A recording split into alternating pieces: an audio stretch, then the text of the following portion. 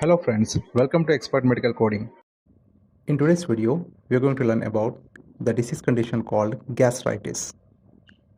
We are going to see what is gastritis, what are the symptoms of it, what are the causes, and what are the tests available to diagnose this condition, and treatment options available, and the prevention. So, let's get started. What is gastritis? Gastritis is the inflammation of the lining of your stomach. Now let us see the symptoms of gastritis. They are nausea, vomiting, abdominal pain, abdominal bloating, indigestion, loss of appetite, burning sensation in stomach, feeling too full after a meal, weight loss, vomiting of blood or coffee ground like material, black tarry stools. Now let us see the causes of this condition. The first cause is regular use of painkillers. The pain relievers or the painkillers, commonly referred to as NSAIDs, such as ibuprofen and naproxen sodium, can cause both acute gastritis and chronic gastritis.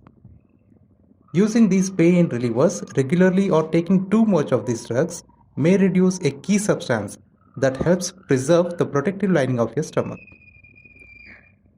The second cause is the bacterial infection. H. pylori bacteria are the main causes of chronic gastritis.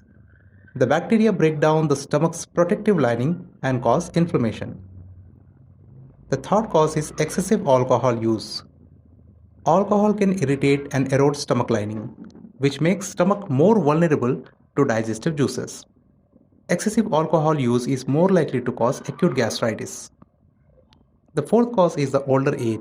Older adults have an increased risk of gastritis because the stomach lining tends to thin with age, and because older adults are more likely to have H. pylori infection or autoimmune disorders than younger people are. The fifth cause is the physical stress. A sudden severe illness or injury can bring on gastritis. Often gastritis develops even after a trauma that doesn't involve the stomach. Severe burns and brain injuries are two common causes. The sixth cause is the bile reflex. The liver makes bile to help you digest fatty foods. Reflux means following back. Bile reflux occurs when the bile flows back into the stomach instead of moving through the small intestine. The seventh cause is the autoimmune gastritis. This type of gastritis occurs when your body attacks the cells that make up your stomach lining. This reaction can wear away at your stomach's protective barrier. Autoimmune gastritis is more common in people with other autoimmune disorders, including Hashimoto's disease and type 1 diabetes. Autoimmune gastritis can also be associated with vitamin B12 deficiency.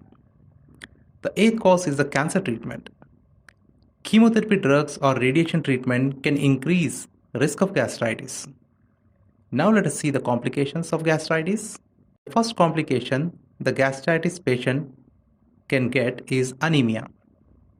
H. pylori can cause gastritis or stomach ulcers that bleed, thereby lowering your red blood counts called anemia. The second complication is the pernicious anemia. Autoimmune gastritis can affect how your body absorbs vitamin B12. You're at risk of pernicious anemia when you don't get enough B12 to make healthy red blood cells. The third complication is the stomach cancer. Gastritis caused by H. pylori and autoimmune disease can cause growths in the stomach lining. These growths increase your risk of stomach cancer. And the fourth complication is the peptic ulcer disease. Gastritis causes painful sores in your upper digestive tract. And the fifth complication is gastric polyps. Gastritis can cause small masses of cells that form on the inside lining of your stomach. Now let us see the diagnostic test available for this condition. The first diagnostic test is the breath test. During an H. pylori breath test, you swallow a capsule or liquid containing urea, a harmless radioactive material. You then exhale into a balloon-like bag. H. pylori bacteria change urea into carbon dioxide. If you have the bacteria, the breath test will show an increase in carbon dioxide. The second diagnostic test is the blood test. A blood test will be done to check for antibodies titers that fight H. pylori bacteria. Test is the stool test. Stool test done for H. pylori bacteria in your stool. The fourth test is the upper endoscopy test. An upper endoscopy procedure allows your provider to examine the stomach lining. You may also have a tissue sample biopsy taken from your stomach lining to test for the infection.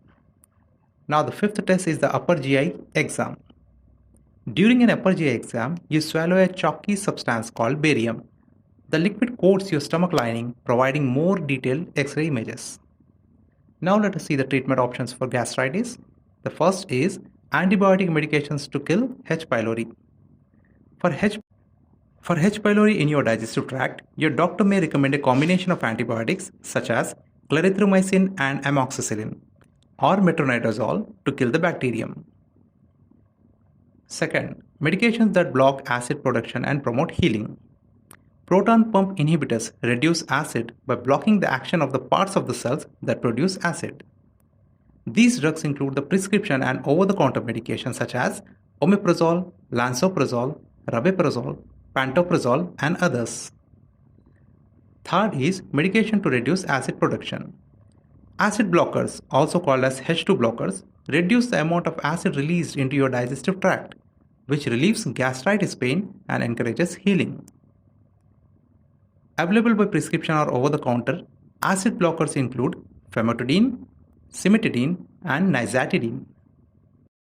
And by avoiding fatty, fried, spicy, or acidic foods, back on caffeine, eating smaller meals throughout the day, managing stress, not taking NSAIDs, reducing alcohol consumption, not lying down for 2 to 3 hours after a meal.